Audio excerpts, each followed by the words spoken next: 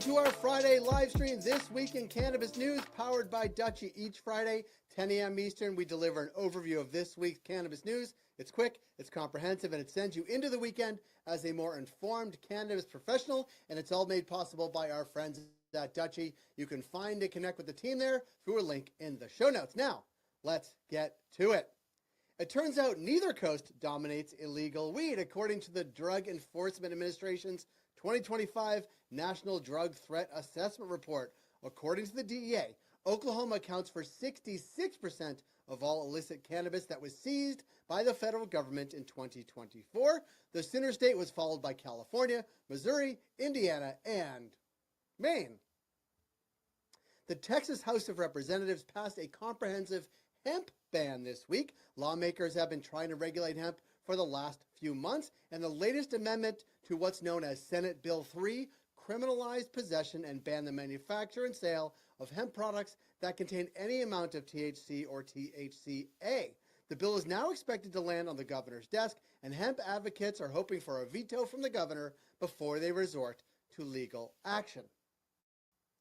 To New York. New York announced the timeline for full integration with seed-to-sale inventory tracking system BioTrack. Starting August 1st, licensed cultivators will need to use BioTrack.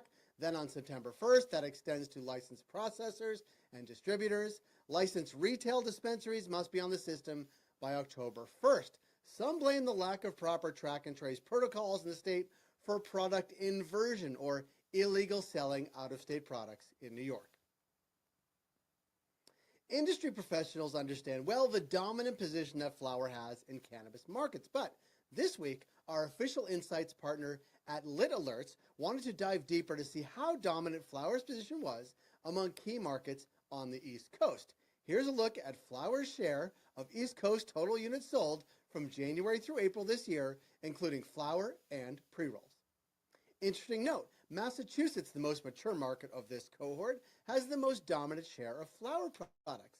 It begs the question, will other East Coast markets follow this trend as the quality of flower improves, or is this an interesting regional preference shaking out? Only time will tell, so stay tuned. And in case you missed it, earlier this week, Jeremy and I chatted with the Boston Beer Company's head of cannabis, Paul Weaver, on a Cultivated Live episode. Weaver probably has the best title in the cannabis industry. The Boston Beer Company is most famous for Sam Adams Lager, obviously, but it's also been one of the most innovative beer giants when it comes to cannabis. The company hired Weaver in Toronto and launched Teapot, its line of cannabis-infused iced teas, in the Canadian market. And now, the company is looking toward THC drinks in the U.S. if or when federal regulations are ready. Paul Weaver said this, "It's a loophole that allows these products," he's talking about hemp-derived THC products. "Personally, I'm quite bullish on the category, but as a responsible, publicly traded company, Boston Beer would really like to see some kind of federal acknowledgement regarding the long-term viability of this space." Here's another quick clip from the conversation about the evolution of cannabis at Boston Beer Company. What we've really discovered is we have a passion for cannabis. We have a passion for cannabis beverages. And it's now become this journey where we're channeling this newfound passion for cannabis into passion for cannabis education. Because if we want to be the leaders in the space, like we are in craft beer or in flavored malt beverages, we have to be educators as well. At our core, we're passionate beverage makers. We find something that we're collectively passionate about and we dig. And I think that's where we're at right now with cannabis drinks.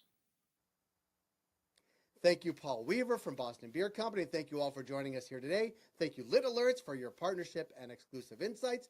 And especially thank you, Dutchie, for making this show possible each and every week. You can find all of these stories and much, much more on cultivated.news. We'd also love if you follow us on LinkedIn and on our YouTube channel to stay connected on socials.